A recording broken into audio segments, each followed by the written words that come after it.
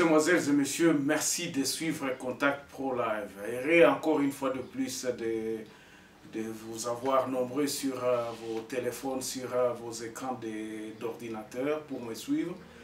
Nous avons évolué un tout petit peu et nous revoici encore donc dans nos studios où les choses commencent à reprendre dans la forme. En tout cas, merci, je remercie tous les techniciens qui se sont acharnés pour remettre les choses en ordre.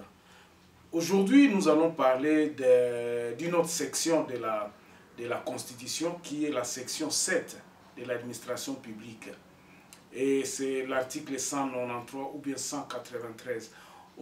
Avant d'aller un peu plus loin, nous allons suivre les titres à la une des journaux qui paraissent sur Internet ce matin. Et donc, nous revenons tout de suite après. Voici les titres à la une des journaux qui paraissent sur Internet aujourd'hui. Butembo, des coups de balle entendus en pleine ville. Nous sommes sur élection.net. 5 personnes prises en otage par les hommes armés sur le tronçon Beni-Butembo. Non, Butembo-Goma plutôt. On va sur Actualité CD. Congo central, courtoisie routière décrétée pendant 1 mois à Matadi suite aux tracasseries du PCR. Et puis, rentrée judiciaire, le premier président de la Cour de cassation dénonce des effets néfastes des immunités de poursuite. Congo profond parle. Kasumbalesa de la DGDA déniche un nouveau système de fraude au couloir. Les communautés locales sensibilisées sur la sécurisation des terres traditionnelles. 7 sur 7 parle d'une question orale avec débat adressé au ministre de la Défense sur la situation sécuritaire à l'Est. Et puis, gratuité de l'enseignement, l'UNESCO insiste la formation des enseignants pour une éducation qualitative. Nous terminons avec Radio Okapi. Mbujima Ilomiba produit un diamant de 78 carats après une année d'arrêt. Le gouvernement provincial menace de fermer tout établissement scolaire qui ne respecte pas les mesures barrières. Merci, on se retrouve demain dans un nouveau numéro. Au revoir. Voilà, toujours dans la tumulte, M. Tshisekedi est toujours malmené dans la presse, donc il continue à prendre des coups. Bon, ça c'est selon moi. Revenons à nos moutons. Bandekolelo Tokotanga, section 7, il y a Constitution d'Abisso comme toujours, et c'est l'article 193. Article Oyo, Ezakoloba, Makambo administration. L'administration a wanangi koloba ningeni. Donc l'administration ndenge musale salemaka. Fonction publique. Fonction publique bato ya l'État, bato ya l'État, bato basalaka na l'État. Tango kenda na zone, tango kenda na collectivité, tango kenda na localité, tango kenda na secteur. Tango toza koloba ke non autorité à l'État ezonga ezakaka pona mapinga te ou bien pona force armée te. Force armée est une partie, mais ce qui fait fonctionner la République, c'est l'administration. Administration nabiso est un. Je vais vous donner un exemple plus concret. Oyo, ezako ko illustrer makambo tozo sala na bamboka mususu oyo et les Cananétis na Belgique. Na Belgique, ils ont fait peut-être plus de 6 mois. Je crois, si je ne me trompe pas, je peux me tromper, que bazaki na premier gouvernement ezala quitté. Mais mboka mobimbe bande kosala. Mboke bande kokende. Okenda kofuta l'État, ofuta ba taxe à l'État, mboka eza kosala. Ata gouvernement ezate. Premier ministre azala kite mais eza na fonction oyo tozolo ba fonction administrative oyo ekambi l'État. Problème na biso ezala ndenge nini. Lelo soki ba nommé ministre aya longoli batu nyonso tout na cabinet na et tout ça. Il n'y a plus ce qu'on appelle batu oya l'État o surtout na côté likolo kuna donc na ba ministère. Et eloko oyo nde mutu eza koboma mboka na biso. Pourquoi? Parce que misala eza kosalema na secteur T. La fois passée na tchela kibino structure nyonso ya mboka na biso. Mais structure on est vide, des en carton. Ba chefferie fonctionne à kate, toi ba kate musala nini yango ba chefferie zala kanango. Secteur sala kanini. c'est parce qu'on a voulu prendre tout le pouvoir nyonso batindika kiango na Kinshasa. Kinshasa yango mtu ezo gérer biloko nyonso tunabebisa kibino analobi na rapport, hein, les rapports de force entre le gouvernement central et les gouvernements provinciaux. Au commun, na gouvernement provinciaux, toza kaka na 12 ministres, à peine 11, 12. Mais le gouvernement central, les a 65 ministres.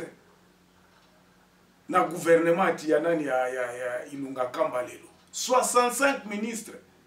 Donc, ce que na ba conseiller na ba nini, au moins ka misala nyonso ke kuna. Comparativement na ba gouvernement msusu ya bamboka msusu komona ka baza 25, ça ne pouvait ça, nous devons renverser eloko wana. Tant tozoloba tolobi changement à constitution na biso, il faut ça les marques d'urgence. Batu baza ko croire bisote. Tangu batu baza na province par exemple baza na misala. Nous n'aurons pas à nous bousculer au niveau du gouvernement central.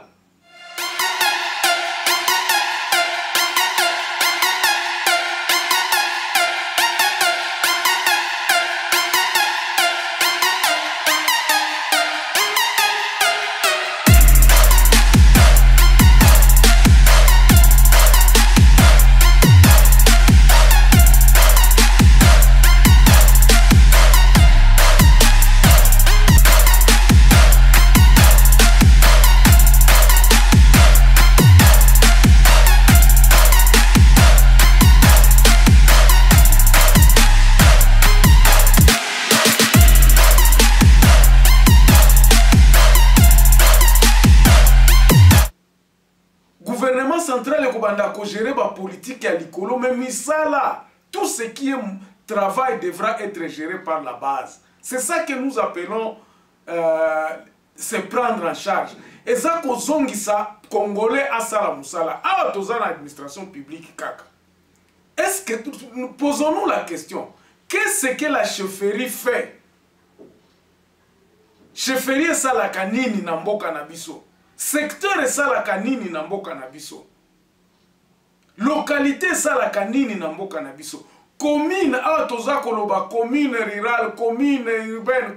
Quel est l'apport de ces communes là? Baya kananini nango na kati ya gouvernement central na biso ou bien la province na biso. Ba apport na bango za nini? Qu'est-ce qu'ils ont? Eloko nini nango baza nango oba koloba tosala kaboy tosala kaboy tosala kaboy. Parce que aujourd'hui ce qui n'a lingina soit par exemple papier Mokotoloba, certificat de bonne vie et mœurs. Nous sommes à l'étranger, nous avons besoin de ces papiers-là. Nous avons l'ambassade Awa, ambassade Kutuba, Komelinga, ils vont me donner, il faut qu'on a foutu un bon. Et ce sont ces papiers de valeur-là, où l'administration devrait prendre en compte. Et pas na biso, tant ozo déclarer moi naza moi nanangai, ou bien naza na ekosala école, ou bien nazo yaba orphelin, tout ça, ou bien nazo adopter moi. On a vu des scandales parce que l'administration ne fonctionne pas dans l'article O na ndenge za koloba. Totanga na no article yango. Elobi nini?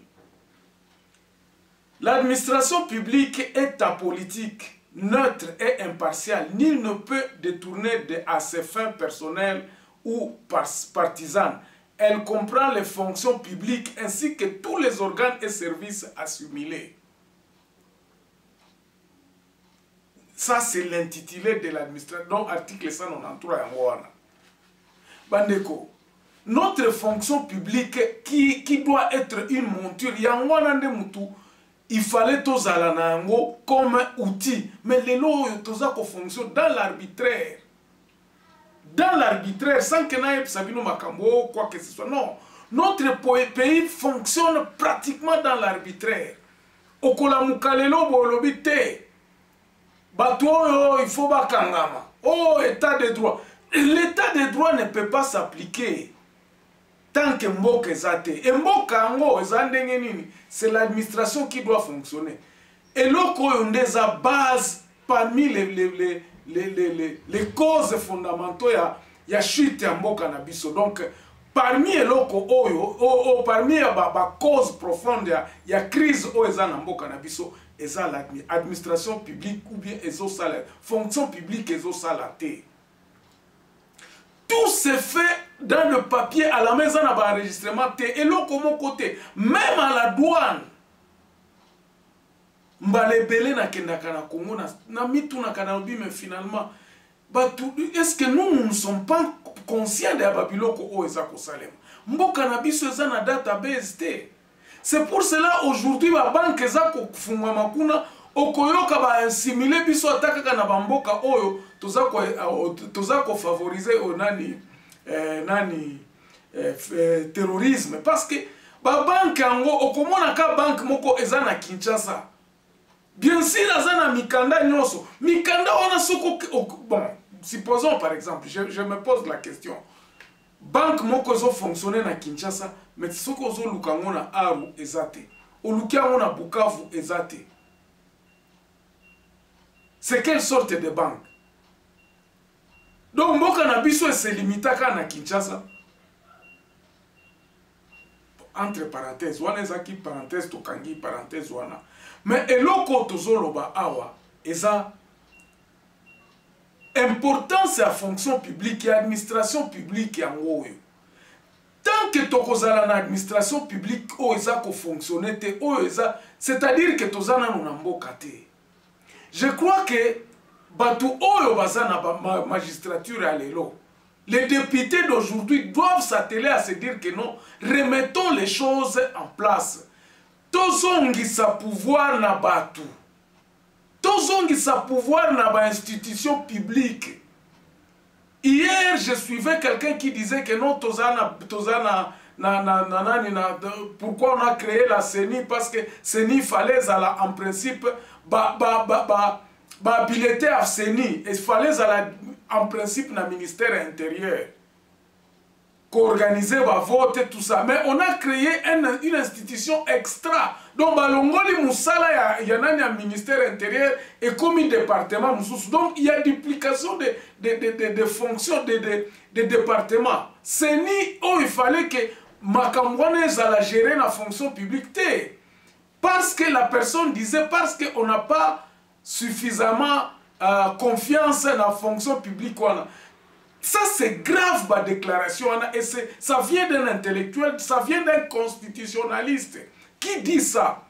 Comment est-ce que nous ne pouvons pas... C'est pour vous dire que tout a été politisé. Comment est-ce que le Congolais ne peut pas avoir confiance dans les institutions que lui-même a créées? Oh, ils ont construit sous bassement. Et c'est donc là que moi je dis que non, mboka na biso po ebonga, il faut to rétablir babiloko wana nyoso et puis to loba ke biso ba Congolais o ndeza fonction publique na biso, o nde mboka na biso.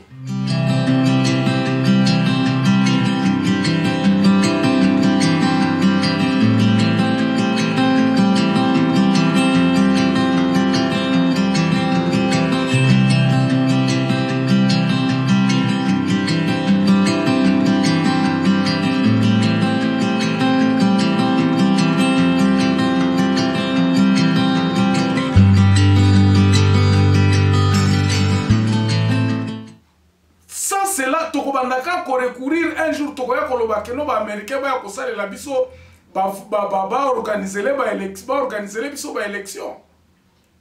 Si nous-mêmes nous ne donnons pas l'importance à nos institutions, qui d'autre le fera? Fonction publique na biso, il faut ça là. Il faut les législateurs aujourd'hui puissent commencer à penser. Ya mwana naza koloba boy na lobby. Ba état généraux ana nyoso naza koloba mikolo nyoso ya ba territoire est très important. Pourquoi? Parce que binomoko na kati ya ba territoire vous allez définir selon les problèmes que vous avez. Structure ya l'état ya ngoyo, misala ya nini? Binomoko bokoyo ba chefferie ya kobanda kosala musala nini? Oh secteur oyo kobanda kosala musala nini? Oh nani nda kozala en contrôle ya ba minéraux. Économie na biso na territoire na biso kosala mandenge nini? Quelle est l'administration que nous allons perpétuer na kati ya territoire na biso pour que tozala quand même que non soki batu ya Kinshasa baye kota la biso balekisa biso ici en Afrique du Sud nous voyons ça ba audit o eutaka na ba institution ya likolo na ba kati ya ba province et kendaka et ça ces audits là se passent tous les ans. Pour que bon ba adopter budget, il faut ba toi na ba ya contrôler budget na bino année passée bon si ça qui en qu'est-ce qui a été, qu'est-ce que vous avez apporté à l'État? Babilo ko ana nyonso ça les marchés, nous est-ce que ça se passe? C'est pour cela que je suis en train de dire que l'administration, quand on a tué notre administration, nous avions commencé la descente aux enfers. Donc le territoire ne sait même pas. À ça, la canine, administrateur du territoire, si vous lui posez la question combien il a de secteurs dans son territoire, il ne vous dira pas. Ce que tout administrateur, quel est l'apport au na gouvernement central chaque année? À quoi biso exacté parce que c'est des misérables. Le bureau de l'administration du territoire est misérable. Est misérable. Au commis tout nos na siècle. Est-ce que nous sommes vraiment au 21e siècle? Voilà un peu ce que j'avais à vous dire, mes chers amis, parce que Eza Mawato. Donc, c'est cet article-ci que je voulais justement attirer votre attention. Totala. Ata lelo toza koloba état de droit, mais il y a d'autres choses qui arrivent, qui sont là et que nous avons banni topé sa kangol sous son importance. Et c'est ça qui tue notre pays. Et loko, Babilo connaît l'administration. Tala makambwa passeport. Bandeko. Tout ça c'est lié. Et ça est lié na kati administration. Parce que si l'administration ne fonctionne pas, moyen T, donc biloko nyonso komika kakosale makana Kinshasa. Vous allez voir quelqu'un qui est à Mobaïmbongo, qui a besoin de passeport, il faut aller à Mbandaka, avion, azwa soki bateau tiek, à Kinshasa, pour apply passeport, atsenga passeport. Donc, nous n'avons pas de carte d'identité, donc fonction publique nabiso et c'est limité à Kinshasa. Et vous allez trouver une pléthore de gens là-bas, au comité na bateau basala kanini. Fonction publique wana et yebite makambo oyo eza kosalema na kindu. Donc babilo kwana nyonso bozomona ke mboka na biso eza vraiment na esika pasi. Il faut toujours réfléchir, il faut bato baza na législature ya lelo pona koloba ke no to bongisana mboka et ça va commencer par les états de lieu pour en dégager une constitution. Ba état de lieu on a ba résultat ba état de lieu on a ndem ekobimisa constitution asika otoki koloba bon voici nous les Congolais nous acceptons parce que tant que l'on est salemité to bandaka ko agir kaka lokola colonialiste tikaka biso to bandaka ko imposer biloko o nde bosala o bino non, les gens ont suffisamment étudié pour se prendre en charge. Merci beaucoup, nous nous reverrons encore très prochainement dans un autre numéro. Au revoir.